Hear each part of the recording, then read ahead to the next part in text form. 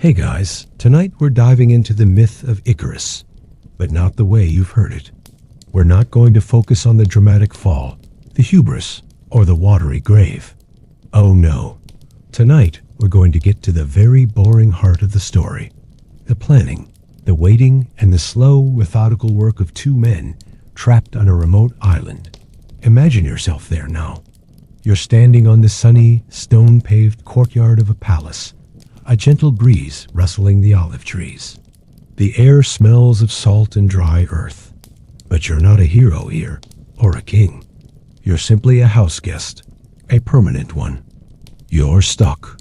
The palace is a marvel, a labyrinth of twisting corridors and dead-end halls, built with such intricate genius that you'd probably lose your keys 5 minutes after walking in. It's a very specific kind of prison, designed not to be threatening, but to be so mind-numbingly complex that you'd never bother to try and find your way out. You'd just give up and lie down on a couch. So before you get comfortable, take a moment to like the video and subscribe, but only if you genuinely enjoy what I do here.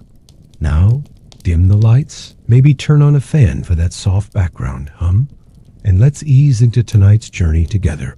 Your captivity begins, as many things do, with a perfectly pleasant but utterly boring task. You're the son of Daedalus, the brilliant architect who designed this very palace, this labyrinth of confusing hallways and beautiful courtyards. Your dad is a big deal, a celebrity craftsman. He's the one who built the labyrinth for King Minos to hold his son, the Minotaur, a creature with the head of a bull and the body of a man. The Minotaur's job, apparently, was to just hang out in the center of this maze, waiting for food. A bit like a very strange, very well-fed house cat. It was a masterpiece of architectural design, a building so confusing it was said that even its creator could get lost. This seems a bit far-fetched, to be honest, but it sounds very impressive on a resume. And you, as the son, got to wander the halls, watching your dad putter around, making little adjustments here and there. Historians still argue whether the labyrinth was a physical building or just a very confusing political situation. But for now, just imagine it as a really big, frustratingly symmetrical mansion. Your dad built it, and now, as his reward, you're both forced to live inside it, a sort of passive-aggressive house arrest. You spend your days wandering the quiet halls, the gentle clinking of your father's tools echoing faintly down the corridors. It's all very calm, very sedate, and very, very boring. The sun filters through high windows, casting long, lazy shadows on the cool stone floors. You can hear the distant murmur of the sea, a constant reminder of the world you're not allowed to visit. This isn't a dungeon. There are no chains. You have food, a comfortable bed, and a breathtaking view of the Cretan coastline.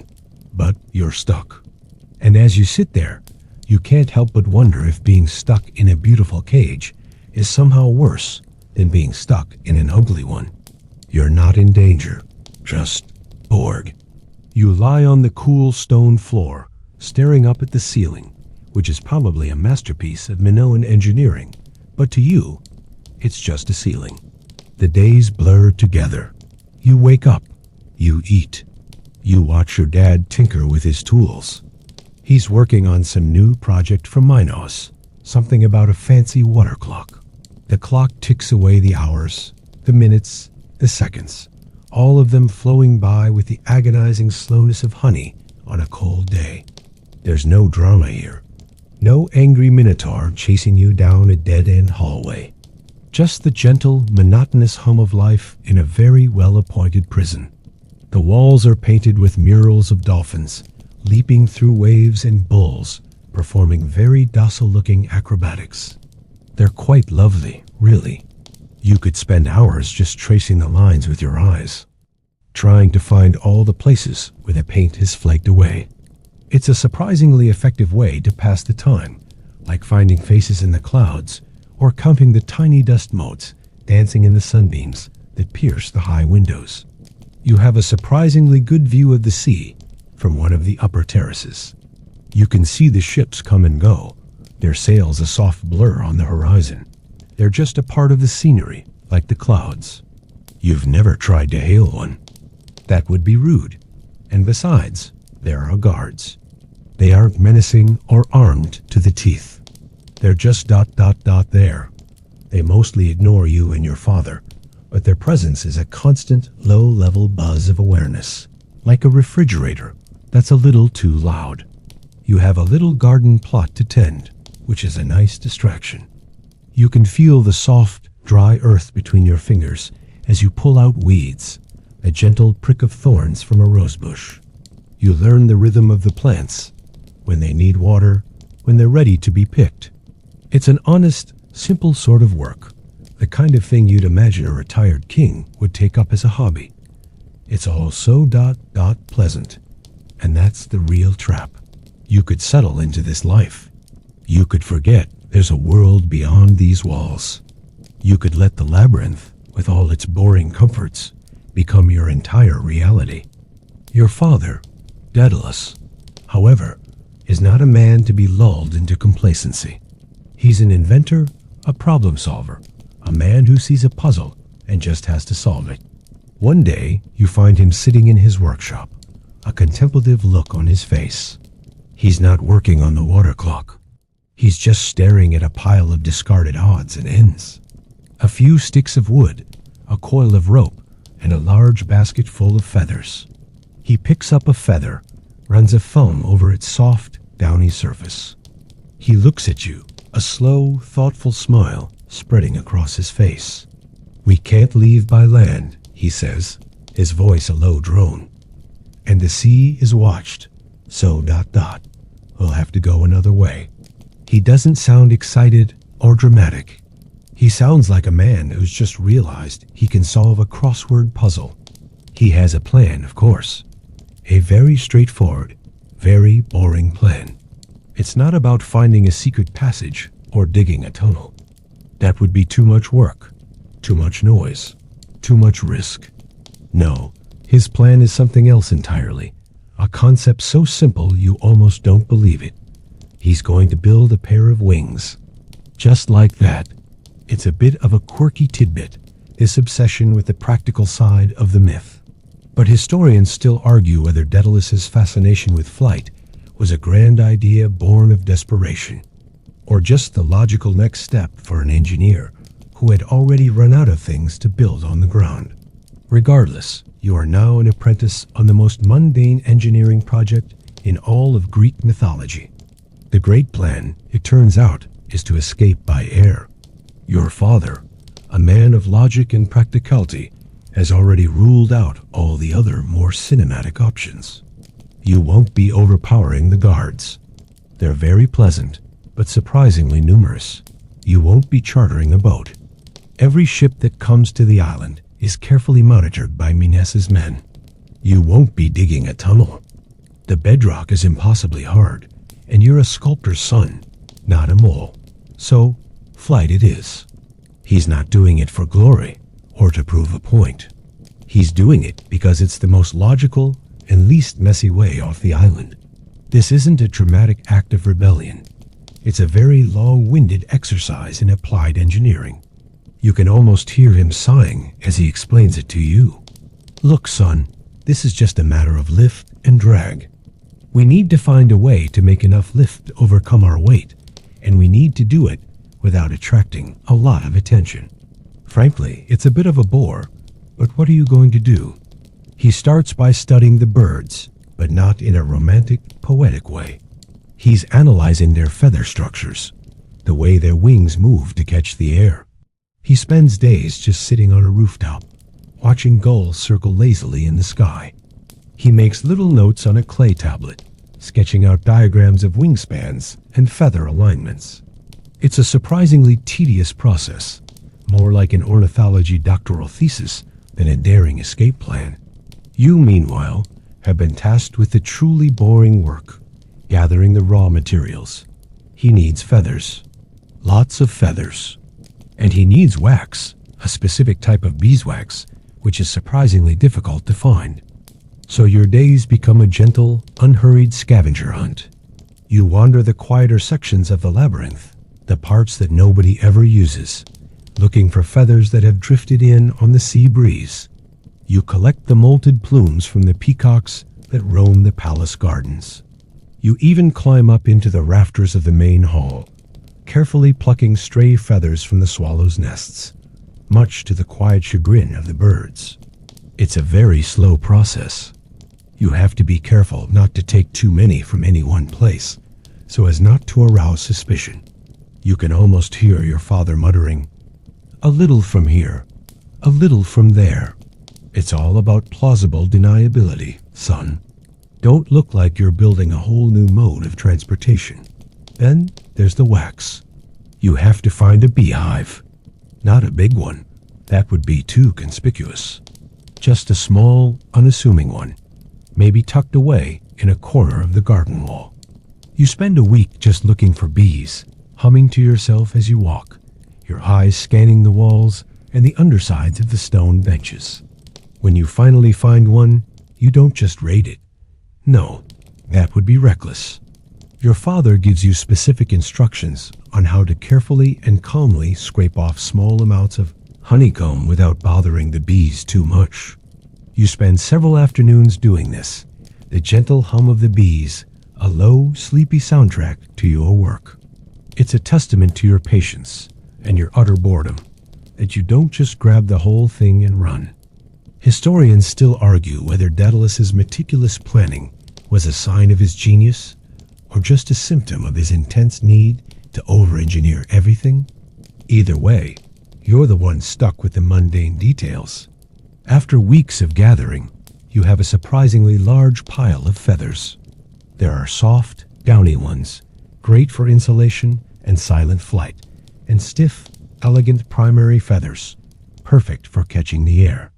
Your father, Daedalus, organizes them with the same meticulous care he'd use to sort his tools.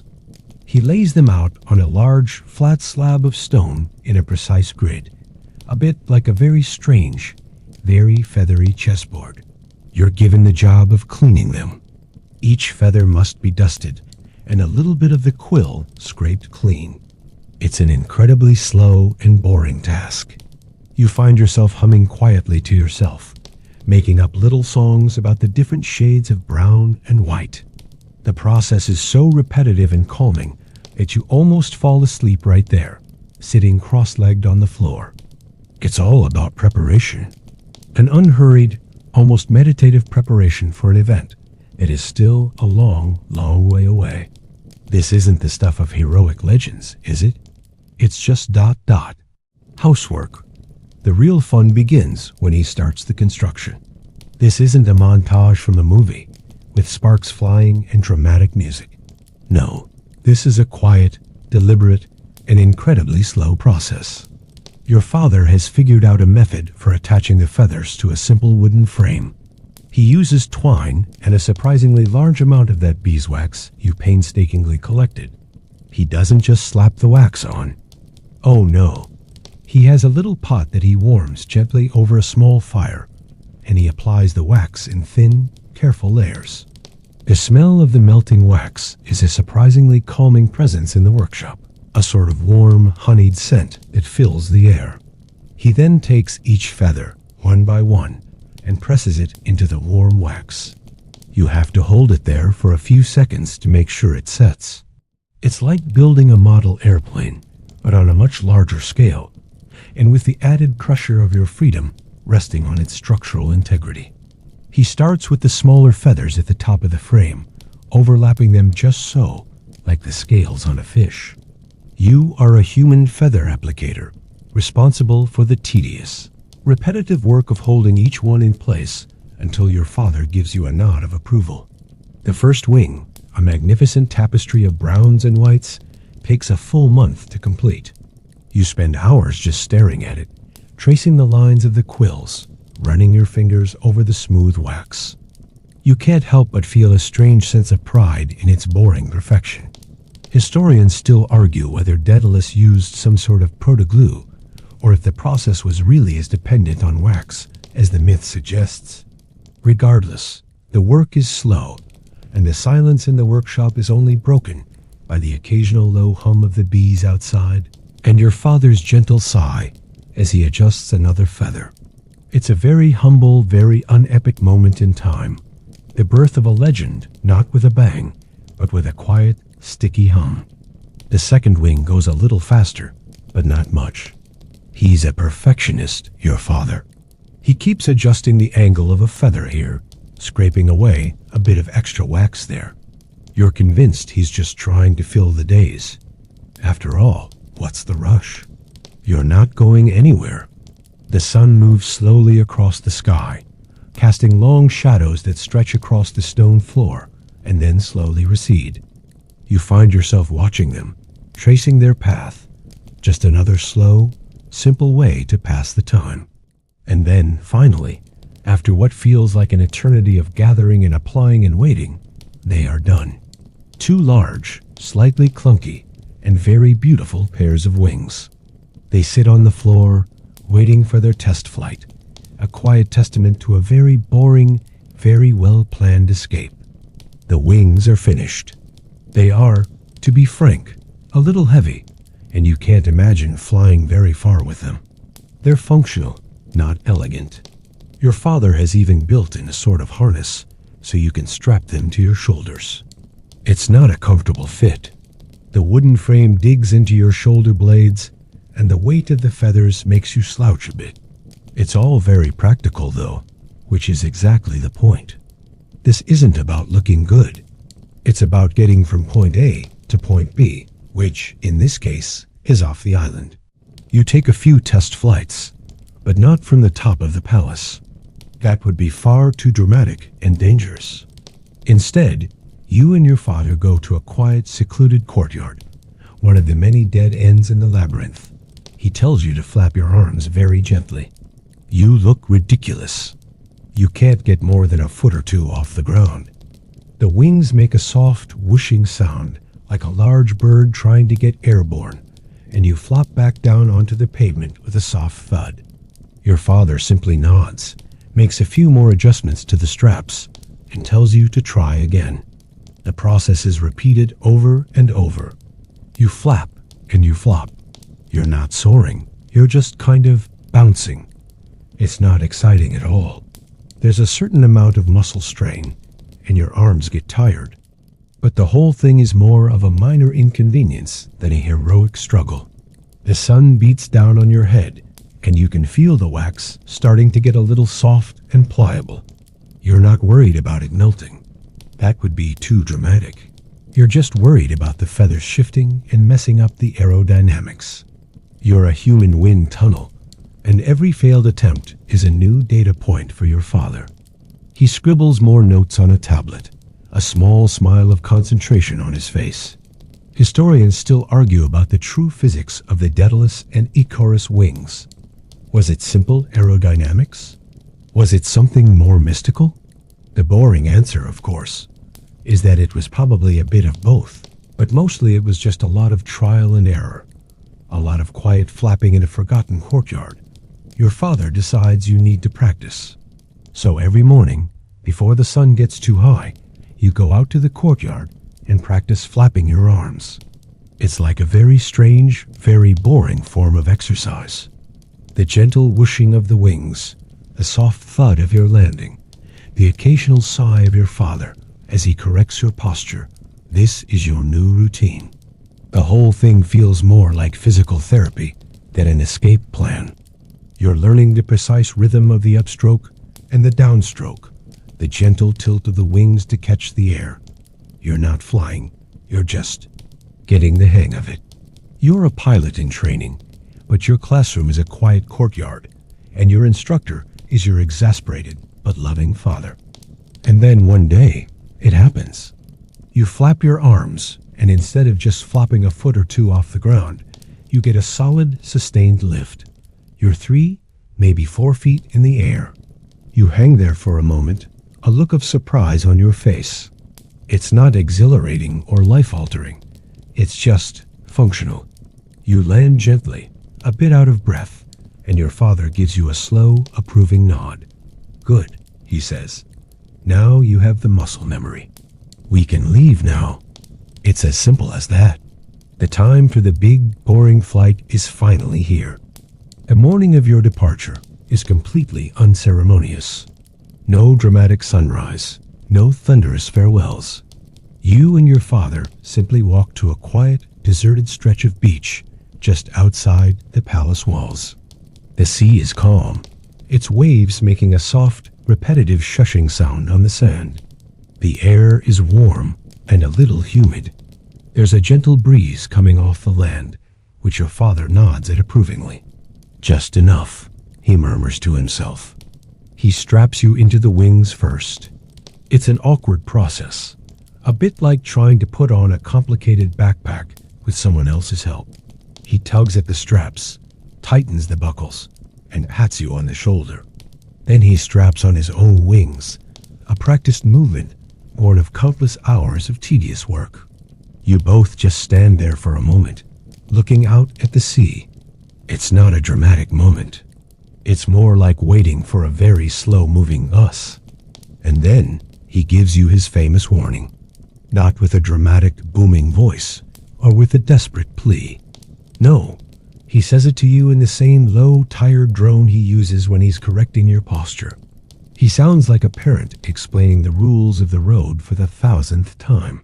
He reminds you to stay in the middle, to avoid the spray of the waves down low, and to stay away from the sun up high. It's a very sensible, very boring warning. The wax will get soft, he says, and then the feathers will fall off. And if the feathers fall off, you'll fall down. It's just a matter of simple physics, son. Don't make me come up there and lecture you on aerodynamics. He's a man of science, not a man of poetry. The whole speech is more of a safety briefing than a grand, final piece of wisdom. You nod. You understand. The rules are clear, simple, and entirely logical. You're not being asked to do something heroic. You're just being asked to follow instructions. Then you take off. It's not a powerful leap into the sky. It's a series of gentle flaps, a soft lift from the ground, a gradual, almost imperceptible ascent. The sound of the wings is a quiet hump, hump, hump, a bit like a washing machine on a gentle cycle. You get higher and higher, the air getting a little cooler, the palace and the labyrinth getting a little smaller below you. The whole thing feels surprisingly peaceful. You're not soaring, you're just moving through the air. You look down at your father, and he's a tiny speck below you, still flapping with that slow, deliberate cadence. You're not worried about him. He's been doing this for years, even if it was just in his imagination. He's a master of boring flight. You find your rhythm.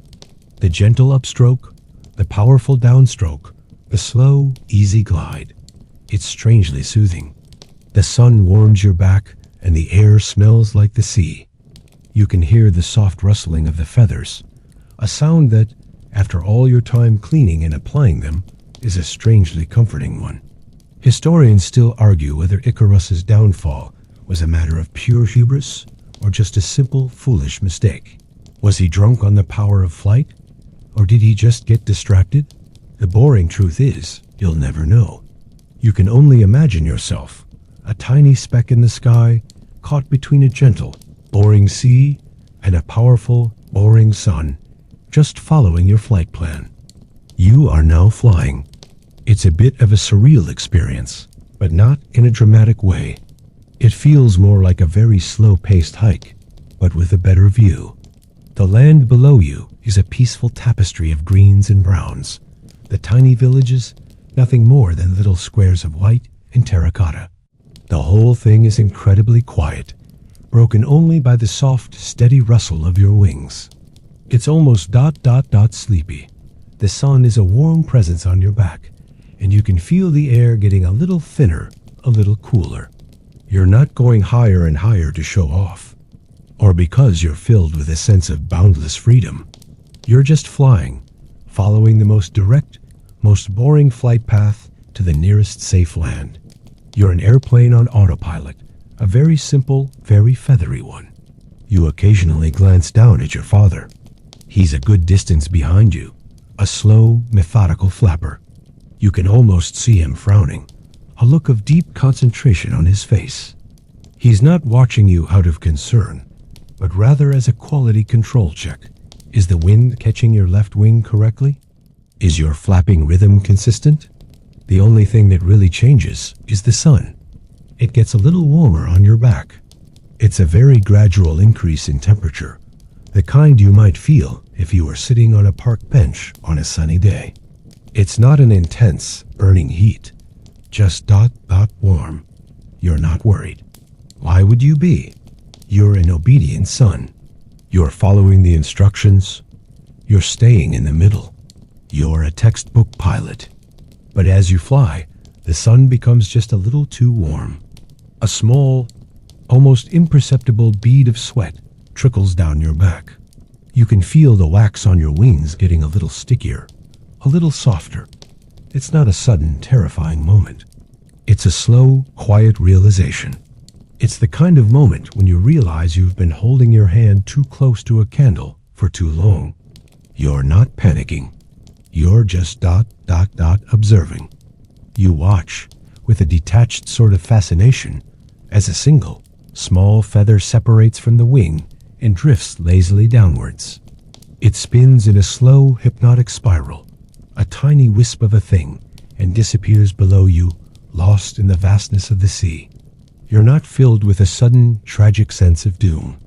You're just thinking about what your father said. The wax will get soft, and the feathers will fall off, and then you'll fall down. It's just simple physics. And it is. The slow, methodical unraveling of your wings is a testament to the boring truth of the matter. Another feather drifts away, then another, and another. The quiet hump of your wings becomes a little bit louder, a little less efficient. You're not falling dramatically. You're just losing altitude, gently, imperceptibly. The sound of the waves below you, once a faint hum, is now a little clearer, a little louder. You can almost hear them shushing you. The great myth of Icarus is not a story of a boy who flew too close to the sun. It's the story of a boy who was given a set of instructions, and who simply, quietly, and completely without drama, failed to follow them. And as you descend, you realize that there's a certain sort of peace in that. There's no great tragedy, just a quiet, very boring ending to a very boring flight. Now, imagine that quiet hump of the wings fading into the distance, becoming a soft, rhythmic hush. The sound of the ocean below you is getting closer, but it's not a crashing, angry sound. It's a gentle lapping, the kind of sound you might hear on a calm night, just outside your window. The salt air, once crisp, is now a soft, sleepy blanket, and the warmth of the sun is fading away into the cool twilight. You are not falling. You are simply drifting. The descent is as gentle as the rest of the journey. The water is a deep, tranquil blue, and as you get closer, you can see the surface glimmering under the last rays of the sun, each ripple a tiny, shimmering whisper. There's no rush. There's no panic. Just the slow, peaceful surrender to the pull of gravity and the quiet promise of the sea. The story is over, the flight is done, and now it's time to rest. Let the quietness of this ending settle over you, a gentle lullaby for your mind. There are no more wings, no more warnings, just the soft, dark silence of a completed journey. Sweet dreams.